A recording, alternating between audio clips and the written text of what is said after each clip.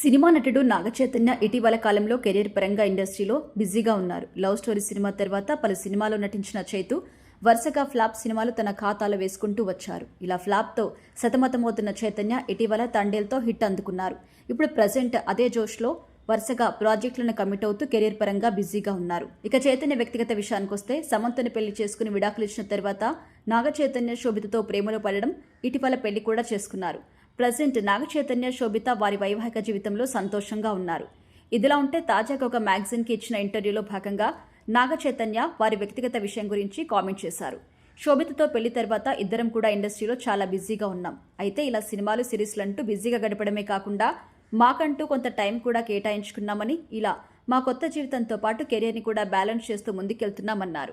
ఇక శోభిత తాను ఇద్దరం కొన్ని రూల్స్ పెట్టుకున్నామని, ఖచ్చితంగా ఆ రూల్స్ పాటిస్తామని అన్నారు. మేము హైదరాబాద్లో ఉండి షూటింగ్ పనుల నిమిత్తం ఎక్కడికి వెళ్ళినా ప్రతిరోజు ఉదయం రాత్రి ఇంట్లోనే కలిసి భోజనం చేయాలి. ఆ రూల్ అస్సలు బ్రేక్ చేయమని చైతు తెలిపారు. ఇక సండే వచ్చింది అంటే ఆ రోజు ఇతర పనులు ఏమీ పెట్టుకోమని, ఆ రోజు మేము మాకు నచ్చినట్టుగా ఎంజాయ్ చేస్తామని తెలిపారు. సండే ఇంట్లో ఉంటే సినిమాలకు వెళ్ళడం లేదా షికారుకి వెళ్ళడం, ఇంట్లోనే ఫుడ్ కుక్ చేసుకుంటూ తినడం వంటి పనులు చేస్తామని తెలిపారు. ఇక సినిమా షూటింగ్స్ లేకపోతే వెకేషన్ ప్లాన్ చేస్తామని తెలిపారు. నాకైతే రైజింగ్ అంటే చాలా ఇష్టం, తనకి బుక్స్ చదవడం అంటే చాలా ఇష్టమని తెలిపారు. కెరీర్ పరంగా మాకు సరైన సమయం లేకపోవడంతో ఉన్న సమయాన్ని ఎంతో జ్ఞాపకంగా మార్చుకుంటున్నామని తెలిపారు. సినిమాల పరంగా అయితే తన తాతయ్య, తండ్రి నచ్చిన హీరోస్ అని కూడా తెలిపారు.